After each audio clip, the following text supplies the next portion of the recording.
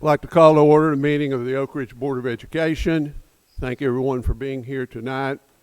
Would you please join me as we honor America and the Navy Junior ROTC Wildcat Company presents our colors, and then I will lead you in the pledge to the allegiance. If you would please rise.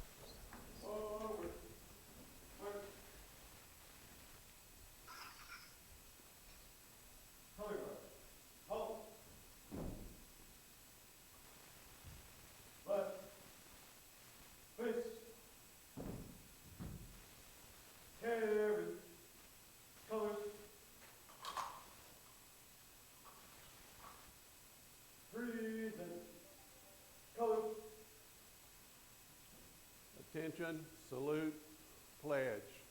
I pledge allegiance to the flag of the United States of America and to the republic for which it stands, one nation, under God, indivisible, with liberty and justice for all. Carry colors. Order. Colors.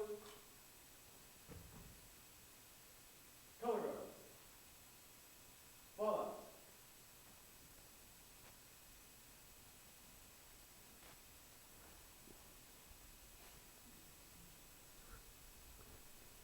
And you may be seated. Thank you.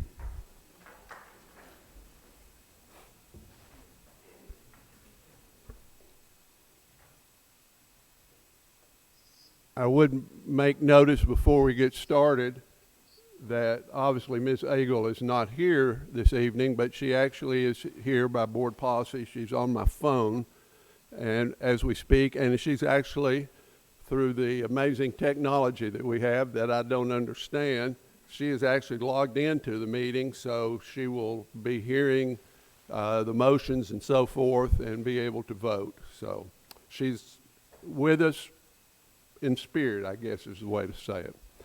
So the first item on the agenda is the approval of the agenda. I will entertain a motion. Motion made by Ms. McLean, seconded by Ms. Webb. Any additions or corrections to the agenda? Hearing none, please cast your vote.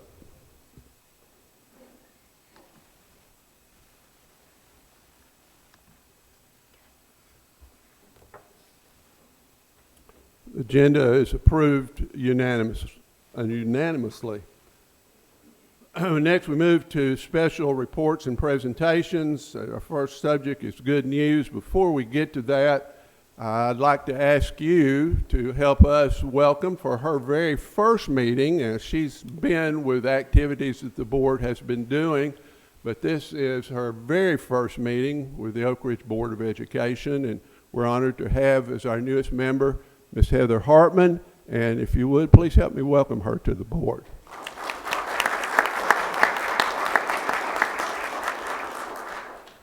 So we move on with our good news, and Ms. Hartman, we'll start with you.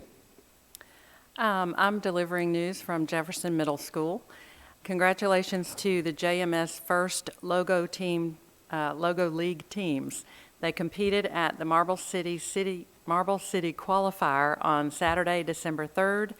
The JMS Master Builders won first place in Robot Performance.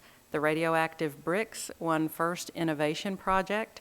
And the Atomic Eagles won first place champions.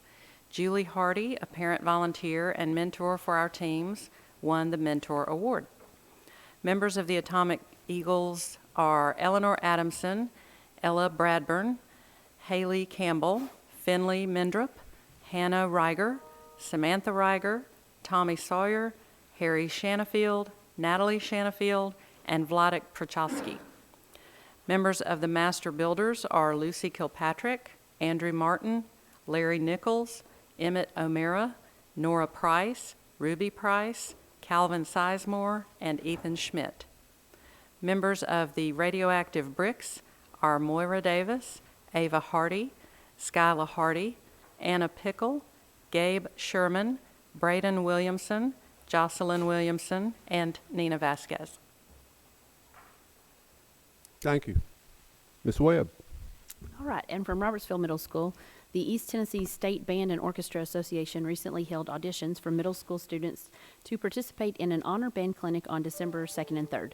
The auditions were extremely competitive, with a limited number of each instrument type being selected. Students could only be placed into one of three bands, bronze, silver, or gold. RMS is pleased to announce 7th grader Phoebe Holdsworth had a successful audition while participating in this honor band. Of the 70-plus students across the area that auditioned, she was selected for the ETS BOA Silver Band, filling the 11th chair. Congratulations to Miss Phoebe. And that's Robertsville. Ms. McLean. Okay, I have good news from Willowbrook. First graders participated in designing gingerbread houses for the Fantasy of Trees to raise money for Children's Hospital. All the houses were purchased and raised over $200 for East Tennessee Children's Hospital. Willowbrook also participated in the Hour of Code the week of December 5th. Scientists from ORNL visited the classrooms in person and virtually while hosting fun coding activities with our students. Willowbrook hosted a family engagement workshop focused on benchmark assessments, test-taking tips, etc. Over 30 parents and their students attended. They were able to review and take old benchmark assessments to truly understand what our students are required to learn. The feedback was remarkable.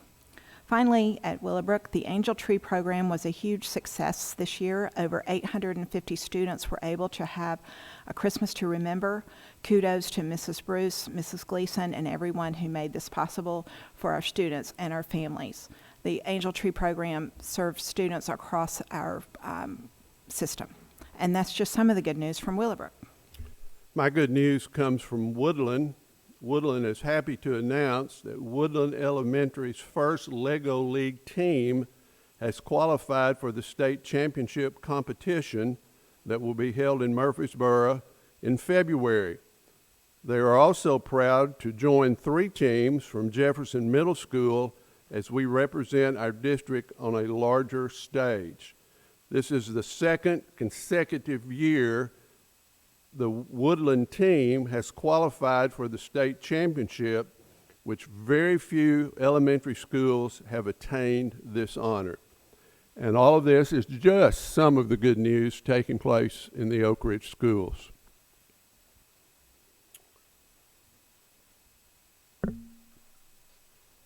Moving next to our public forum.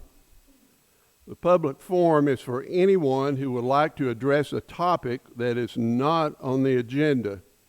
You may address a topic that is on the agenda when it is presented.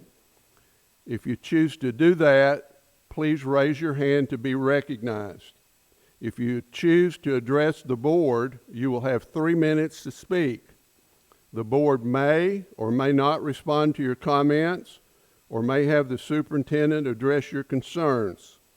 When you speak, please come to the podium and sign in, and then state your name and address for the board. Since I have Ms. Agle on my phone, Ms. McLean will be keeping the time tonight. Is there anyone who wishes to address the board at this time?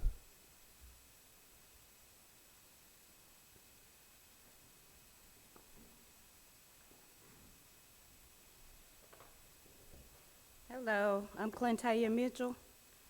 I'm here on some concerns as far as with Oak Ridge High School and the transportation for the cheerleaders and basketball team as far as the fees that they pay.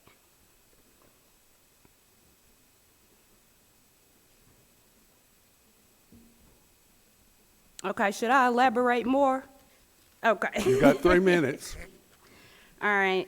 I played basketball here at Oak Ridge about 20 years plus ago, and we were not responsible for any of our transportation as far as getting to and from and away games. So now my daughter plays she's a cheerleader. She doesn't actually play basketball. This is her first year, and my understanding is that this has been an issue for over about 4 or 5 years, that they have already took away the transportation and whatnot. So I'm just stepping in to kind of see what actually changed in all those years. I have a lot of friends who kids play basketball also that we have been back and forth, and they also kind of feel the concerns that I am about them having travel expenses paid for. So I'm just trying to get some information on what changed during them times. We also, they tell me it's a lot about the boosters, fundraisers, different things like that. And the cheerleaders pay $1,600 to be a cheerleader. They do have fundraisers, but that doesn't come into account until you're actually a cheerleader. So your fees are up front at $1,600. On the first day when she actually made the team, they wanted a $200 fee the next day to play. So as they continued on, they did a few fundraisers, but I haven't seen that come off of her ledger at all. So I'm also want to know where those funds like going to. Is it to something else that they're doing? Because I'm not aware. Also, some of the girls' basketball team, also they have fees that comes out of their parents' pockets as well. I understand that they can participate in the fundraisers, but if you don't participate for reasons that, I'm a single parent, I work 12-hour shifts, you know, I have family that helps me get my kids to and from the games or to the games or, you know, whatever I can do to get them there because I'm not always there to be able to take them.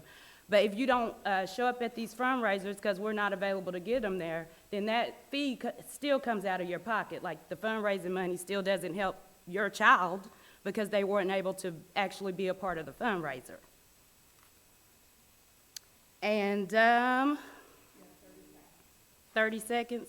Okay, and I'm just getting into there was a guy who made the cheerleading team also, and I think it should have been addressed at first that he was a boy, but he never had a dressing room to change in, so that became an issue that nobody ever, you know, that he was changing with the girls, and the parents got upset about that, and this boy was they were wanting to suspend him from the team. Like, that's not right. If he made the team, he needs to have a place that he can dress away from the girls if that's an issue. And also, I wasn't aware that it was a advertising person for the money. I've had my daughter getting called from classes at the school to be talked to about money fees from a person that's down, I don't know who she is, I've never even heard about her, but for her to take my child from class and question her about the fees that haven't been paid, that's not her responsibility, I'm her parent, they should be talking to me. So I just think it's a lot of things going on in the high school with these fees and different things that I'm just trying to get a clarity of. Thank you, appreciate it. Thank you.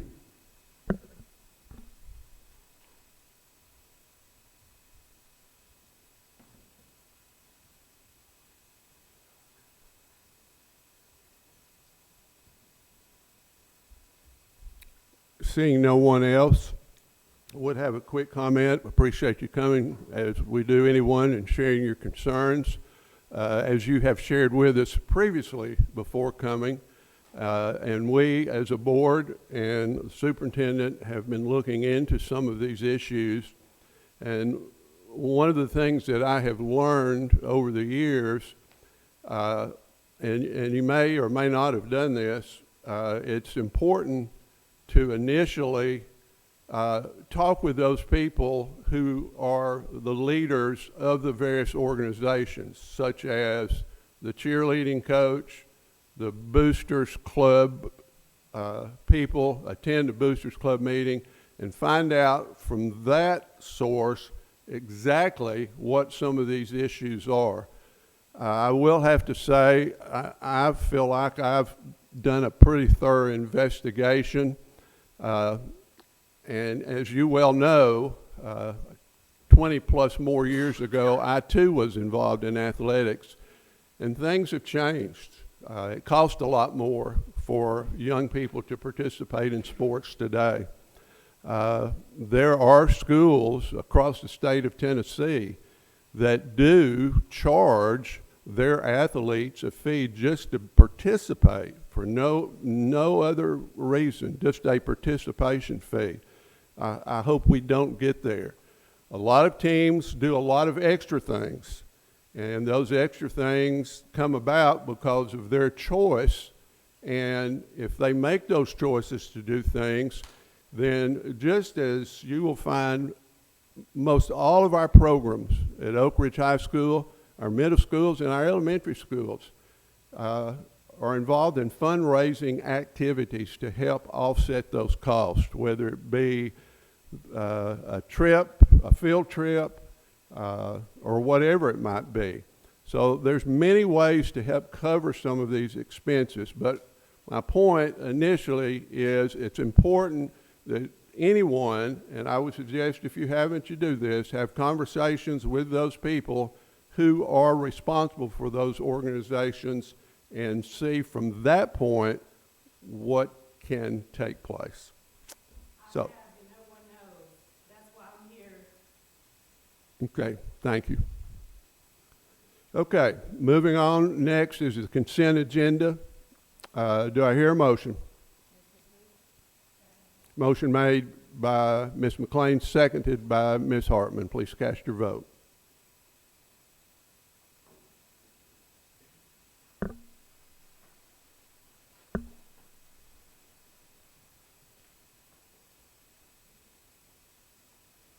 Consent agenda is approved unanimously. Next, we move to items for action. As we do every 2 years, at the conclusion of the election for the school board, it's time by policy to elect a board chair and a board vice chair. By submitting an interest in these positions is the nomination for that person. So the names that have been submitted, and I'm going to deal with both of these kind of together, and then I have to deal with them separately. The two names that have been submitted would be myself for board chair and Ms. McLean, again, to continue as vice chair. So those two names would have then been placed in nomination. So at this point, starting with the election of the board chair, there would need to be a second to move forward with it. So motion has been seconded by Ms. McLean. Any comments or questions on that? So then please cast your vote.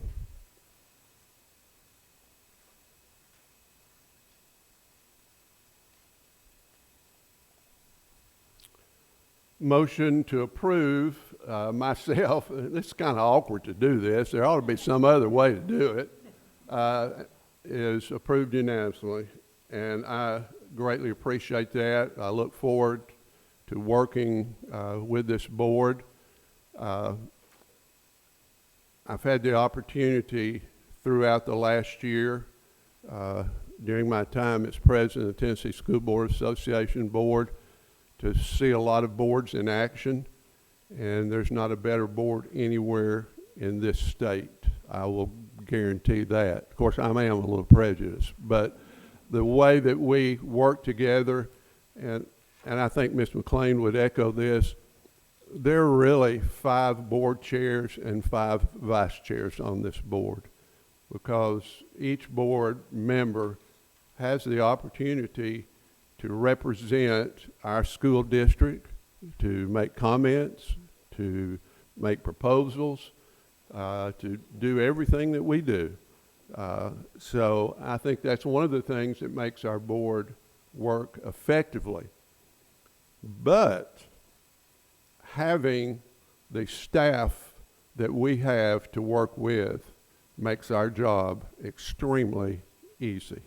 So we're very appreciative of that, and we never forget that. We don't say it as much as we should, but I'm talking about from the superintendent's office down to each school within our district and all of those who fill roles in that school, our teaching staff, our TAs, our maintenance staff, our food service individuals, and all of those that make our schools operate.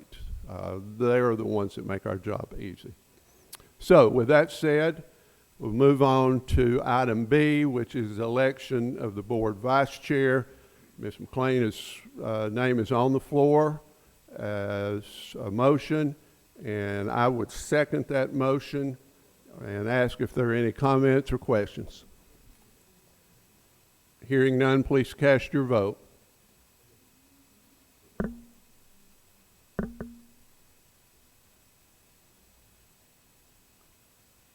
And Ms. McLean has been elected unanimously to fill the role of Vice Chair. Congratulations.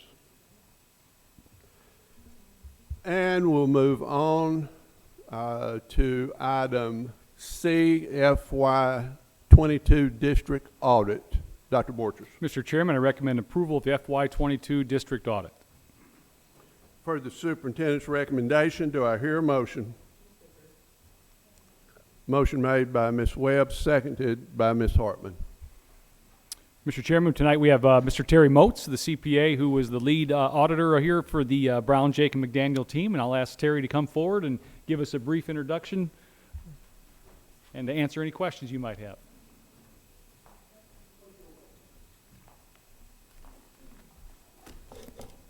Good afternoon. Thank you all for inviting me here to present the auditor's reports on the financial statement audit for the Oak Ridge School System for fiscal year 22. I believe you all have a PDF of the entire financial statement document. I would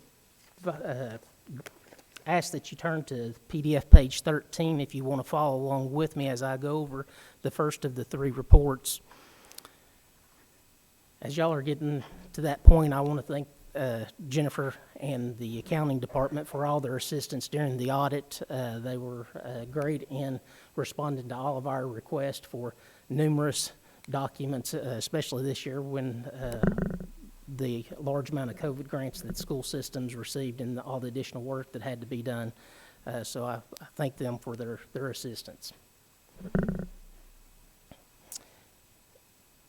On page 13 of your all's document is our independent auditor's report.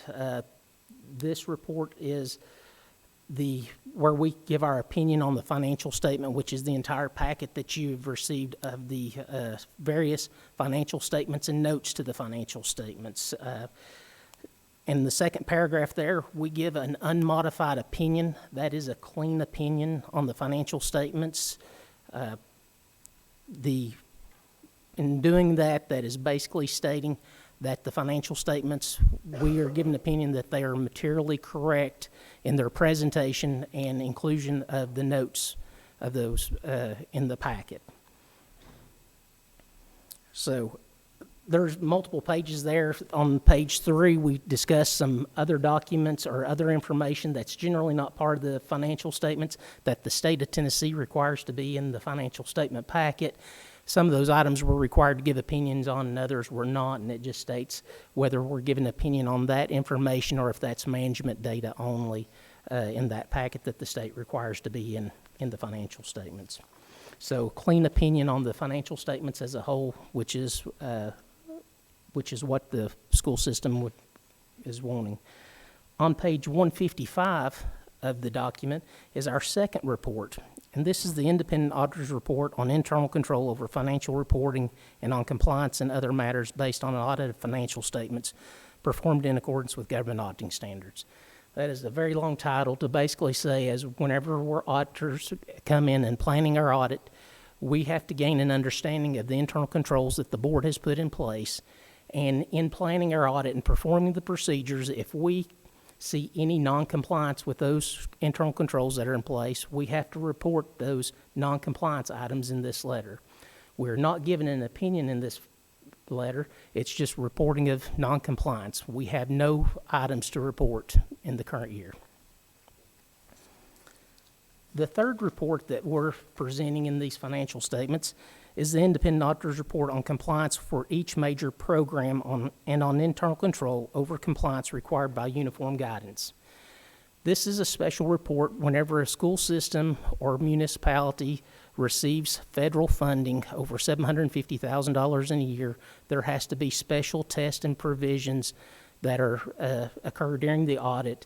We have to gain an understanding of your internal controls, and we actually have to test those internal controls to see that you're following those controls that are in place. We do give an opinion on these internal controls, for these major programs. Those major programs are basically the large grants that we have to test on a rotating basis depending on the level of funding in each year. So each of the major programs that we tested and the internal controls that we tested for each of those major programs, we are giving an unmodified opinion or a clean opinion on those internal controls. So, so 3 reports.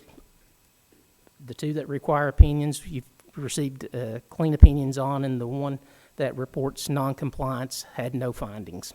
So, very good reports for the fiscal year 22. Do y'all have any questions?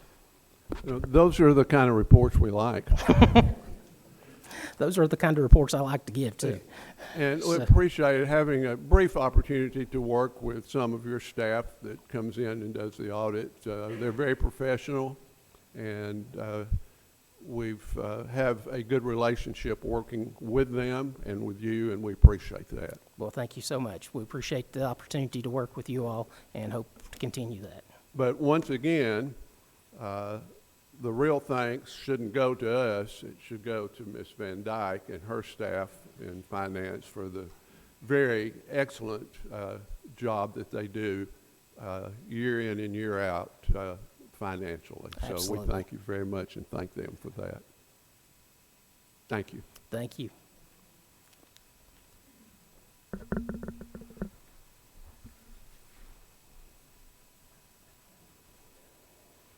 Item D is a resolution in support of allowing school districts autonomy to make retention decisions for their 3rd and 4th grade students. We do need to vote? Yes, we do, don't we? Sorry. We'll get to that in a minute. So we're going to vote on accepting the district audit.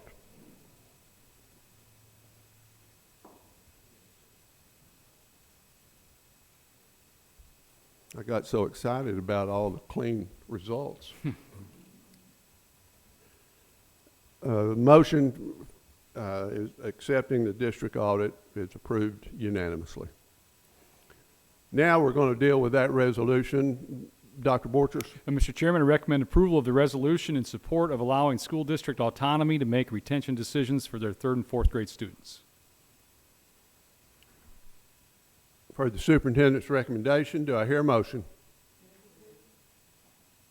Motion made by Ms. Webb, seconded by Ms. McLean. Comments, Dr. Borchers?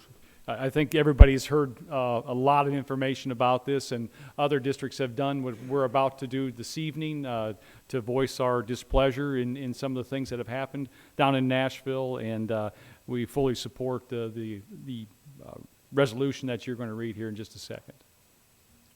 So if you'll bear with me, we feel because of the importance of what we're doing with this resolution, it's important to read it for those watching and for our members of the press that are here and for reading it into the record as well. Whereas the Oak Ridge Schools District Board of Education is charged with governing the school district so all Oak Ridge students receive the best educational opportunities to create well-rounded, productive citizens, and whereas during the 2021 first extraordinary session, the Tennessee General Assembly adopted Public Chapter 1, now codified as TCA 49-6-3115, which provides in pertinent part that beginning with the 22-23 school year, a student in 3rd grade shall not be promoted to the next grade level unless the student is determined to be proficient in English Language Arts, ELA, based on the student achieving a performance level rating of on track or mastered on the ELA portion of the student's most recent Tennessee Comprehensive Assessment Program, TCAP test, and whereas TCA 49-6-3115 uses only one piece of data to make crucial and life-altering retention decisions for most 3rd grade Tennessee students, while also allowing for retention exemptions for English language learners, students, special education students, any students suspected of having a disability, I can't say that word, disability formally retain students, students who attend summer school, and/or students participating in a year-long all-core tutoring program. And whereas the Tennessee General Assembly has made it apparent that parents should possess a strong voice in their child's education through privatization efforts, including vouchers and charter schools, but that very same General Assembly has not provided Tennessee parents the same authority with retention decisions. And whereas the wording and implementation of TCA 49-6-31-15 also stands to create further academic gaps between underserved subgroups, and whereas Tennessee State Board of Education policy notes that retention shall be considered only when it is in the best interest of students, and whereas the Oak Ridge School District has traditionally and effectively utilized multiple sources of data to make instructional decisions, including retention decisions regarding all students, no matter their socioeconomic, racial, or other backgrounds, and whereas the Oak Ridge School District, like many other public school systems across this great state, follows research-based best practice strategies cultivated by Dr. John Hattie, a widely renowned educational researcher, which shows grade level retention often has a significantly detrimental effect on a child.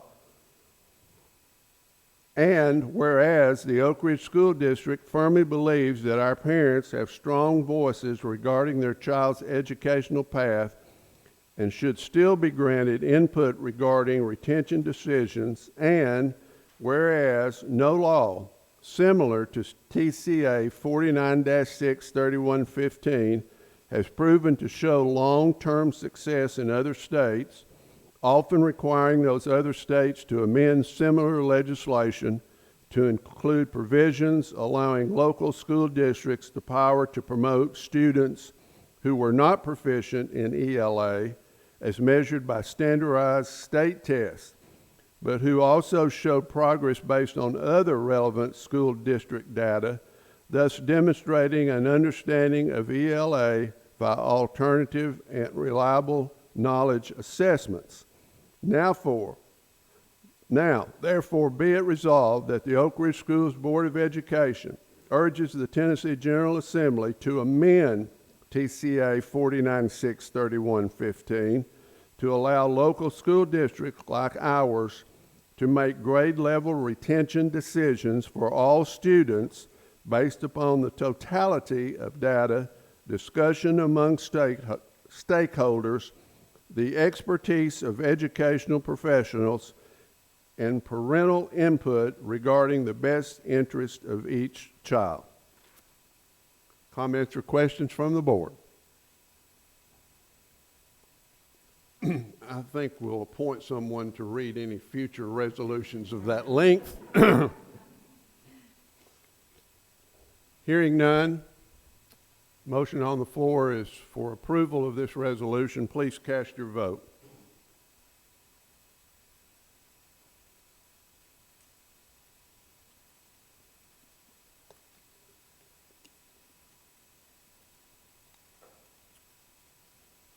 The resolution is adopted unanimously.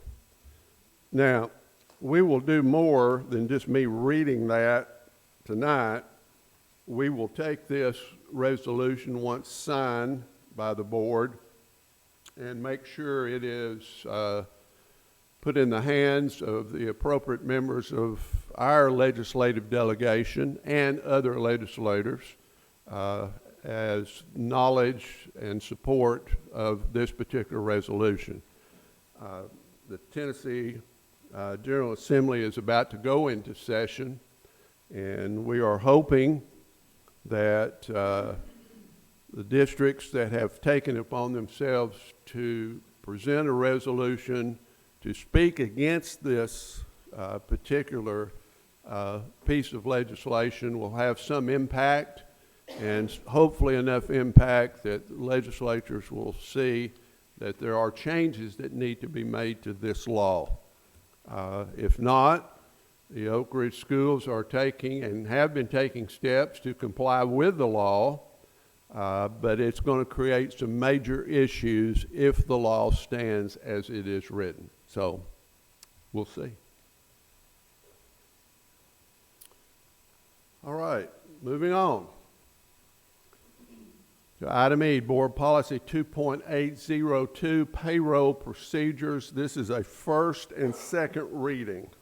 Dr. Borchers. Mr. Chairman, I recommend approval of Board Policy 2.802, Payroll Procedures. Per the superintendent's recommendation, do I hear a motion? Motion made by Ms. McLean, seconded by Ms. Webb.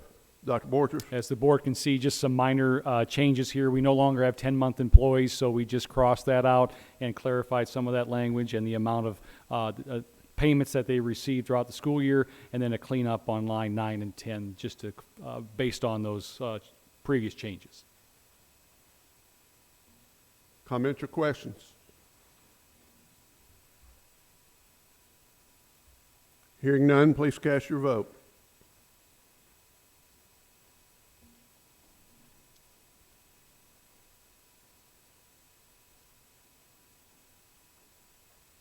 Motion passes unanimously.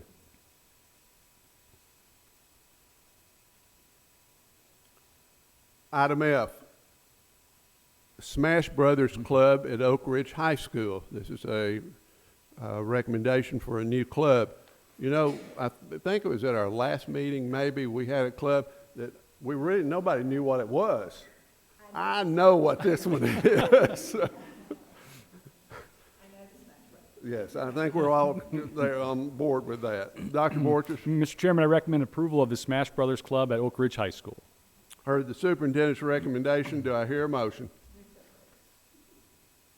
Motion made by Ms. McLean, seconded by Ms. Hartman. Dr. Borchers. Yeah, so I saw Mario Brothers, Donkey Kong, and various other characters as part of this game, but I think it's just a group of our students wanting to get together and play this game. Comments or questions?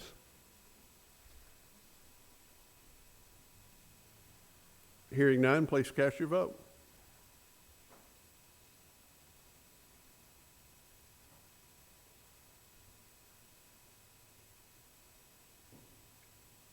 Motion passes unanimously. Item G. At this time of the year, we generally get requests for new high school courses, which is the next item we're going to deal with. And, you know, as we get recommendations, there's interest, obviously, that has to be, but there also has to be staff members that are capable, certified, and willing to teach these classes. So that's an important factor, I think, that sometimes gets overlooked. So item G is FY24 new high school course requests. Dr. Borchers. Mr. Chairman, I recommend approval of 6 new high school courses for the FY24 school year. For the superintendent's recommendation, do I hear a motion?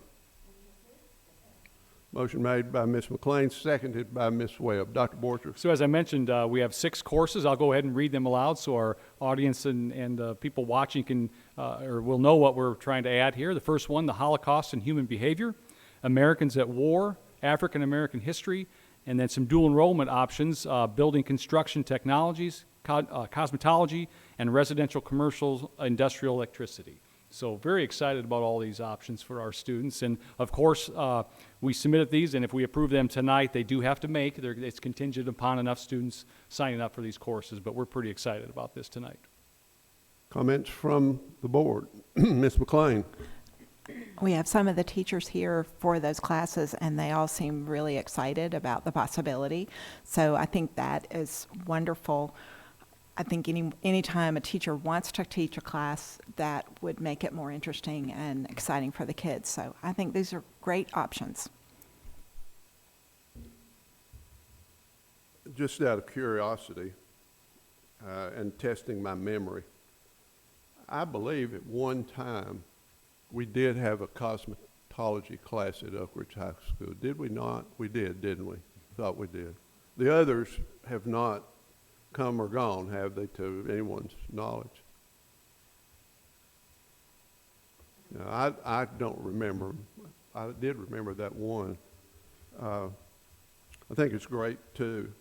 And I will ask this for the audience sake, on the construction technology, building construction technology, we're going to actually be building. This I should clarify. So the building construction technology and the industrial electricity, residential, commercial, those will be on the Harriman campus. So I imagine they will be building some things over there, Dr. Cross, but not certain. So those will be on the Harriman campus, and cosmetology will be in Knoxville. So we're excited, at least though, that we can offer those to students that have a passion for that. Absolutely. And I thought that was important to have that known, that, I'm sure the board would get a question, well, where are you going to be building a house on Oak Ridge? Where are you going to build that first house? So, maybe someday. Someday. And I know we have some people here in the audience that are here in support of some of these classes. If there is anyone here that wishes to address any of these at this time, this would be a good time to do that. If not, we appreciate your being here and showing your support. So, Mr. Reddick, I knew you would take an opportunity. I've been trying to think of my opening line, and I was going to say something like, I spent many of the best months of my life here on Monday evenings back in the day, and it's good to be back. Earlier today, I sent each of you an email about the Holocaust and Human Behavior class, and I just wanted to reiterate the support that I have and that a number of people in the front row here have for the creation of this elective. Oak Ridge has a long history of Holocaust education, whether we know it or not, because one of our most well-known citizens is the late Mira Kimmelman, who passed away a few years ago. And Mira Kimmelman was legendary throughout the Southeast, or throughout the East Tennessee region, and including in the Oak Ridge schools, for going to schools, talking about her experiences as a survivor of Auschwitz and a number of other camps. And her legacy, I think, has been most strongly passed on through members of, so some of your own kids have possibly heard Mira speak before she passed away. She came to Jefferson, she's been to the high school, been to Robertsville, talked at UT, talked at Webb. We've got Ronnie Bogart, who's seated here in the first seat, was one of Mira's most devoted students throughout her life, and Mira and Ronnie worked together to get her presentations digitized. Those are now on the U.S. Holocaust Memorial Museum's website in Washington, D.C. So Ronnie has done a great deal of work on that. But beyond Mira's efforts, Julie Kinder McMillan at Robertsville and Dr. Sandra Burnett at Robertsville have essentially introduced half of our students that enter Oak Ridge High School to the Holocaust every year for the past 20-plus years in Julie's case. The various teachers at Jefferson have taught it at different times over the years. But I think part of what drives the urgency of this class, this course in today's world, is that it doesn't take a lot of reading online to see the number of the dramatic rise in anti-Semitic incidents in this country and across the world, both not just in rhetoric but also in violence. And that has become a rather well-established fact and adds an urgency to the creation of this course. There were pretty blatant allusions to the Holocaust in the Charlottesville rally in 2017.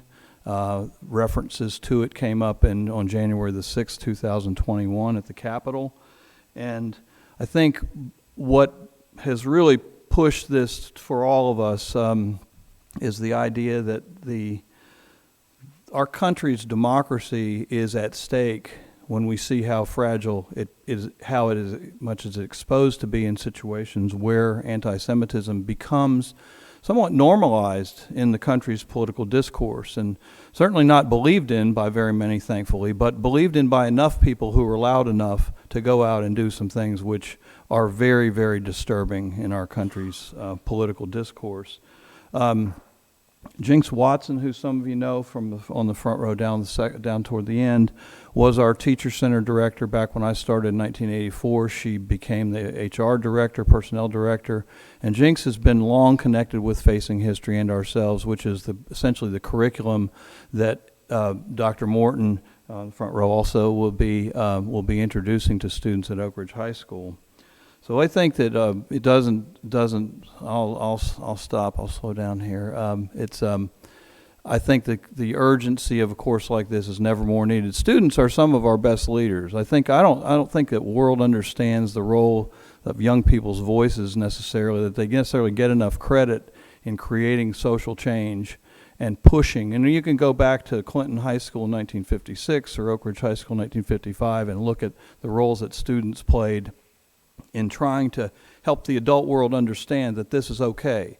If you go to the Green McAdoo Center, you'll see the roles that students played. The student council, the football team within that building became protectors of the students who tried to desegregate Clinton High School. And I think our young people, and especially there's this real urgency in this class that, as Facing History created it, to have students recognize that they have agency, that they have ownership, and that they have a place to participate in this world and in this country as we try to work to reduce hatred and bigotry and prejudice and increase tolerance and understanding. And it's all very developmentally appropriate. Facing History has always been, this is a time when these kinds of topics are not always easy to get approved. And I don't think anybody up here on the front row takes it for granted. So I really appreciate your careful consideration and knowing that that in empowering Dr. Morton and students to embrace these difficult topics, we're forcing ourselves to take an honest look at our history and giving them a stake in the future of our country. So with that, I'll tell you I'm not running for office. Thank you. Thank you.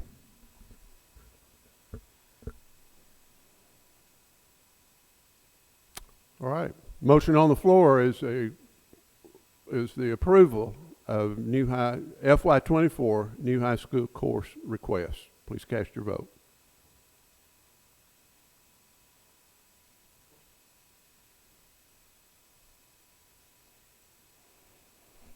Motion passes unanimously. Item H, addition of a 1.0 FTE communication specialist. Dr. Borchers. Mr. Chairman, I recommend approval of the addition of a 1.0 FTE communications specialist. Per the superintendent's recommendation, do I hear a motion? Motion made by Ms. McLean, seconded by Ms. Webb. Dr. Borchers. And the board, as I mentioned earlier this week, you've got what I call a robust job description for this person. To say the least. We hope we can find somebody that can do all this. But I first want to say, Dr. Cross stepped into this role back at a time when we really needed somebody to help us with communication, and she took on 2 jobs at that point, and just can't thank her enough for what she does, not only in communications but in CTE as well. And I think this board realizes the number of grants that Dr. Cross has brought into this district. That doesn't take time away, that adds time and all of the issues of trying to line up all those grants and the funds. And I know that was especially true last week when Alan and Dr. Cross were working together on our $2 million worth of grants. And because of just some things that we want to focus on, not only external communication but internal communication, we feel it's time that we make this a full-time position, and that would also allow then Dr. Cross to focus her full-time energy on our great CTE program. And I know that the board echoes those comments that you just made. Dr. Cross, thank you so much for getting something that we knew we needed in a communications person, that we had to have to centralize the communication effort from our schools. That's just been so much appreciated. And you did so well, it even convinced the city they needed one too. So thank you. And but this just gives you more time to continue to bring in those wonderful grants. And the program that you're operating, the CTE program, is a well-respected program across the state as well. So we appreciate that and thank you. So, Dr. Borchers, using your crystal ball, do you think we can have someone in place in this position by the end of the year, school year? Oh, end of the school year, I would hope Yeah. so. I would hope so. Yeah, if we can find the person that can do most of this job description. Yeah. And well, let's say most of it. Maybe we can do some training for some parts of it if need be. That's true. That's true. Any other comments? Please cast your vote.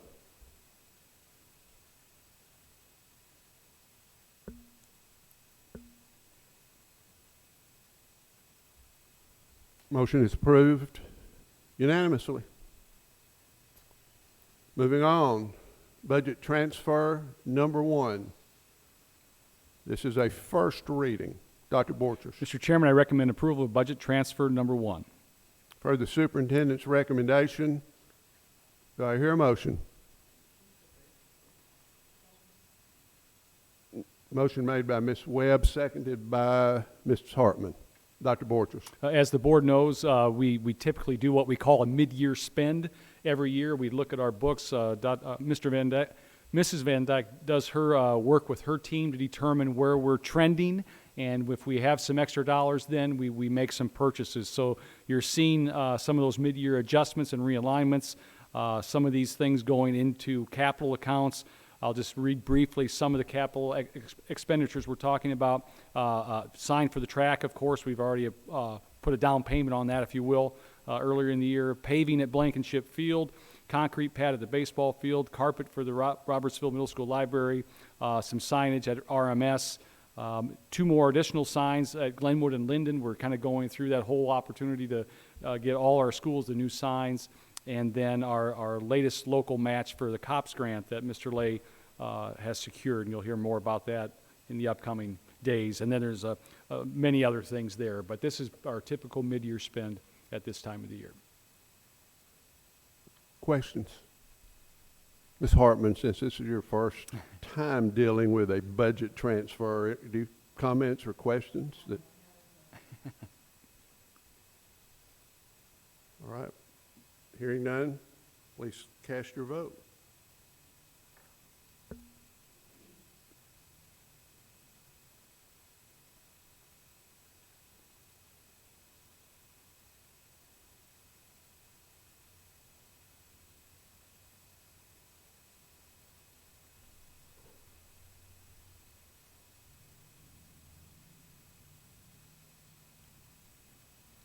Sorry, something caught my attention, sorry. We're good, but something strange right there. Anyway, motion passes unanimously, sorry. Item J, purchase and installation of carpet at RMS Library. Dr. Borchers. Mr. Chairman, I recommend approval of the purchase and installation of new carpet for the Robertsville Middle School Library from Bonnet's Flooring in the amount of $24,749.06. Heard the superintendent's recommendation. Do I hear a motion? Motion made by Ms. McLean, seconded by Ms. Hartman. Dr. Borchers. And as you can see from Alan's memo, the carpet's about 15 years old and needs replacement, but we're also doing that because it's an opportune time because of the new library shelving that's going in at Robertsville. So this is a good time to do these. Comments or questions? Ms. McLean. So is this the same carpet tile like is in this room and everywhere else in the system? Is that a good thing or a bad thing, Ms. Okay. Actually, this is actually a different product that we're trying out in this area. So this is actually made of recycled water bottles, so it's a total full cycle type of material. And that's why we've got an actual outside contractor installing it, so they'll do the removal and installation of the new. It's supposed to have a 20-plus year lifespan. We went and looked at it in Knox County. They've been utilizing that in their areas in Knox County, and we were very impressed with the product. Any other questions of Alan while he's there? Color is it? It's actually a gray with red striping in it, so we're going to try and pull out the colors for the school. The red striping will be not bold, but a few spots here and there. Thank you, Alan. Any other comments? Motion on the floor is the purchase and installation of carpet at the RMS library. Please cast your vote.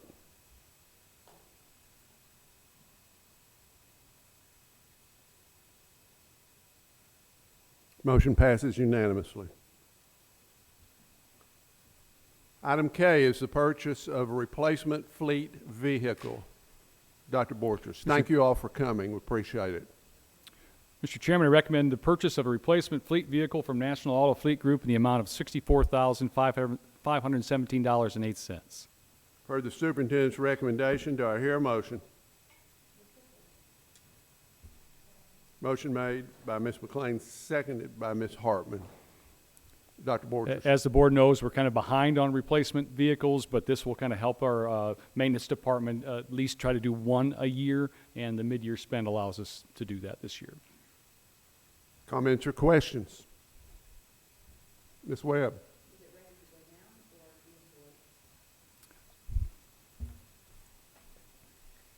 Unfortunately, it's going to be an order and wait situation. The challenge that we have is this is actually a Ford vehicle, and they're going to close the window for ordering vehicles in the next 4 or 5 days, I believe. So she's looking at her watch saying, I got to get that thing called in here pretty soon, because it is. They close it on Thursday. There is still a huge backlog for vehicles and for a lot of other equipment. Mr. Thacker, you want to just stay there for this I next was item? going to suggest that. Motion on the floor is approval of the purchase of a replacement fleet vehicle. Please cast your vote.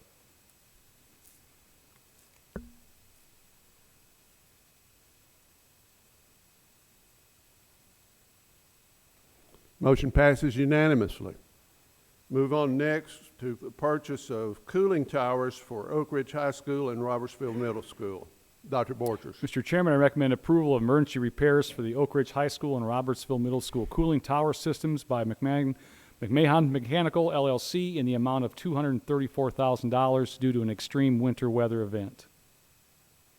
Per the superintendent's recommendation, do I hear a motion? Motion made by Ms. McLean, seconded by Ms. Webb. Dr. Borchers. Yeah, I'll let Mr. Thacker kind of describe this, but the cold temperatures we had caused problems not only here, but Blankenship and other places. But Alan, you want to give us a quick rundown of that damage? We actually had freeze protection in place, but it only works when you have power. So with the rolling blackouts, we suffered like most school districts and other entities throughout the state. The freeze protection didn't work, so there's lots of damages everywhere. In this situation, two out of our 5 cooling towers that have bundles in them, the bundles froze and busted, and they have to be replaced, or we won't have cooling for the coming summer months. So that is a quick turnaround that we're going to try and get. We contacted this particular vendor. Actually, they came out and was working on something else when we discovered the cooling tower itself was damaged, and they quickly gave us a price to get these others up and running. The quicker we get this out, the better, because we're being told that the manufacturer has a very long list of damages throughout the southeast after that one bad cold front, so there's a lot of repairs going around the whole state. I'm obviously not the only person that has asked this question, because I've read significant articles in the news media. Is there any possibility for any recovery because of this? We're actually submitting all of our damages through, I think Anderson County is going to make a claim through TEMA or FEMA for possible reimbursement, although I know that Ms. Van Dyke can tell you that getting the funds from those, even when they're approved, can be a very long, drawn-out process. However, we are filing these on our insurance as well. I just sent those off probably half an hour ago, so they've got photos. When I called our insurance agent, they said, take photos because we've got so many damages district-wide, I don't have enough people to get out and actually examine each one. So when we told them what damages we had, they said, well, you got away a little bit easier than some of the others. Other questions? Motion on the floor is the purchase of cooling towers for Oak Ridge High School and Robertsville Middle School. Please cast your vote.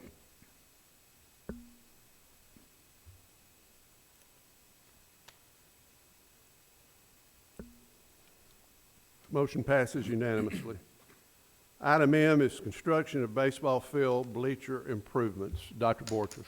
Mr. Chairman, I recommend approval of construction of baseball bleacher improvements by Lenhart Construction LLC in the amount of $37,750. Heard the superintendent's recommendation. Do I hear a motion? Motion made by Ms. McLean, seconded by Ms. Webb.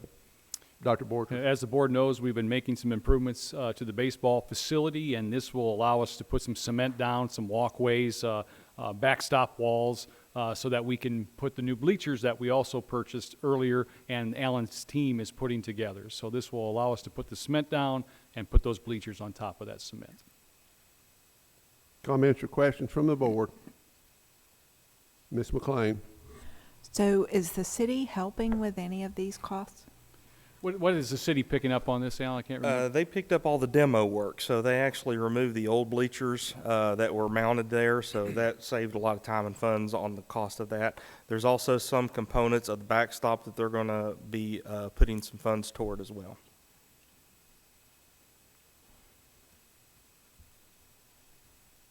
Motion on the floor is approval of construction of baseball field bleacher improvements. Please cast your vote.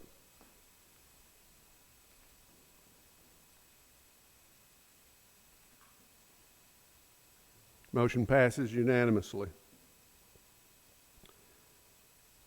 Next, we move to items for information, enrollments, and attendance reports. Mr. Lay. Yes, sir. Our enrollment has increased by 119 students. Majority of those students are at the high school and at Linden Elementary. I would love to have some positive news when you look at the attendance graphs, but as you can tell, we had a sick fourth grading period, attendance period. We just had a lot of illness, had a lot of strep, a lot of flu. And I think the difference as we look at what we've had the past few years, used to you'd get that one wave this time of the year. It appears we have multiple waves now, so it's my understanding we may be getting close to a COVID wave. So once again, but we had a 10% absenteeism at our secondary schools this past grading or attendance period. So. And I'm afraid, unfortunately, this may become the norm and not just something that happens periodically. We have a big case of the flu or whatever. I'm just afraid we'll have to say, if you're in a place that you need to be, the Oak Ridge schools are in a place that we can handle absenteeism created by illness if we need to. You know, and we were fortunate. Many school systems shut down for a week prior to winter break, so at least we were not in that situation and could continue to serve our students. So. Any questions or comments from the board?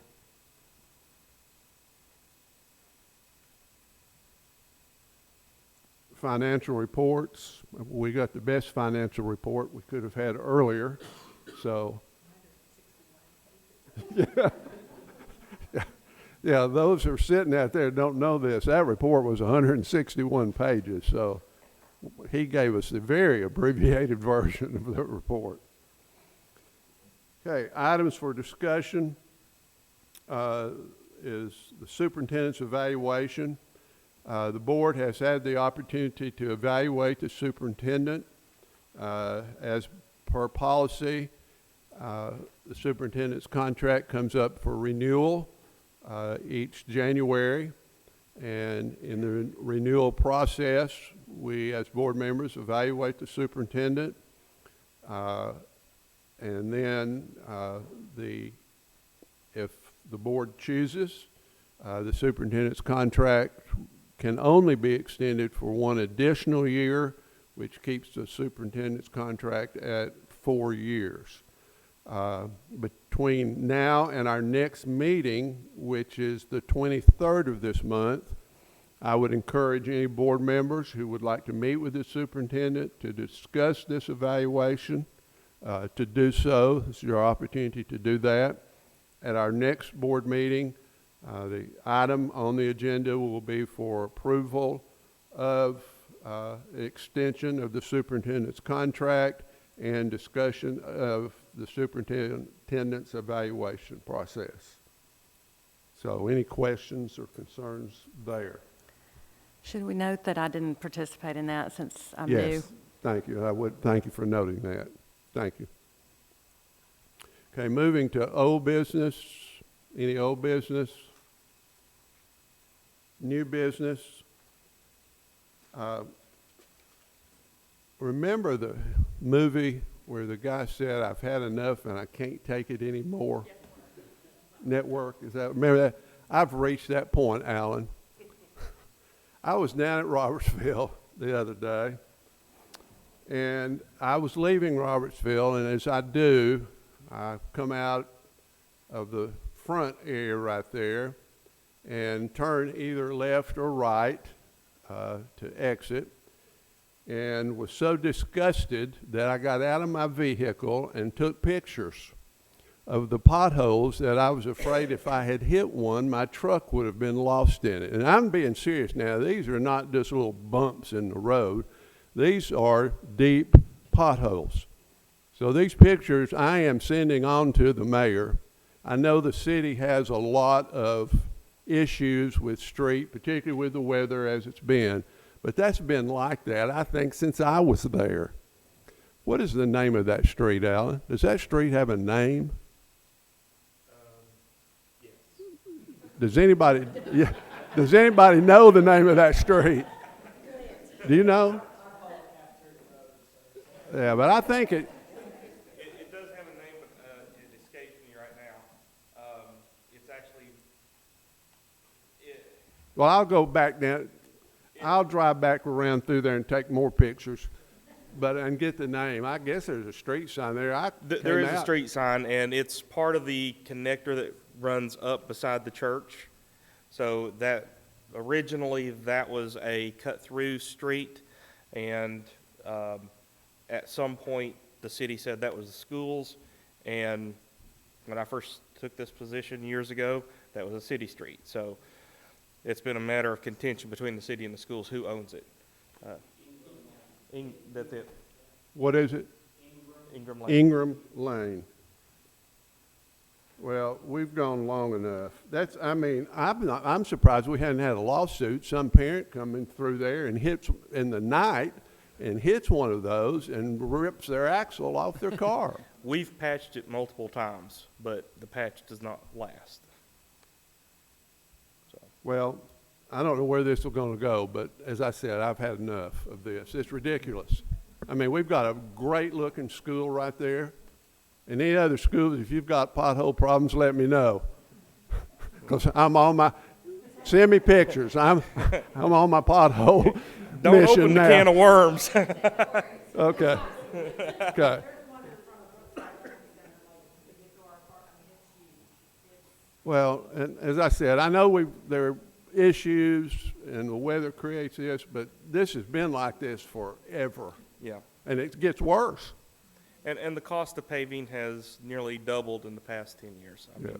mean, once we started seeing the cost of petroleum products really rise, cost of paving went up significantly. Right. Okay. Well, I'll see what happens. Wish me luck. Okay. Moving on. Can I ask a question? Yeah. So on that subject, do we have a definition of what a city street is? And if they have a street sign, then aren't they a city street? That's my understanding. And I think if you we put ought up to- a city street sign, then in my belief, it is a city street. That's my contention, and I'm going to go by that. You've got a street. If it's not a street, then take the sign down. We'll put up our own sign and call it Cafeteria Road. Right? But wait, I hope nobody was listening on the mic when I said that. I do think we should pursue with the city some Yes. discussion about Yes. how well, these are, No, I'm determined. serious. I am pursuing this. These pictures, I will send the pictures of the potholes and the road sign and follow up. I'll have a report on the 23rd, if I'm here. And if you haven't seen it, feel free to drive by Willowbrook and Robertsville and any other places that I learn about.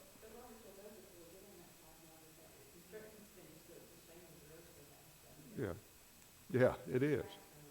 It is. It does, exactly. It's not only safety issues, it takes away from the aesthetic. You're exactly right. Communications, tomorrow in this room, what I refer to as data sharing will take place, and it's an opportunity for all our school districts to share the great things that are going on in each of their buildings. And let me assure you, we as a board are aware of those great things. And I know some of the board members will be here tomorrow to hear that. I believe that starts at 8:30. 8:15. 8:15 in this room.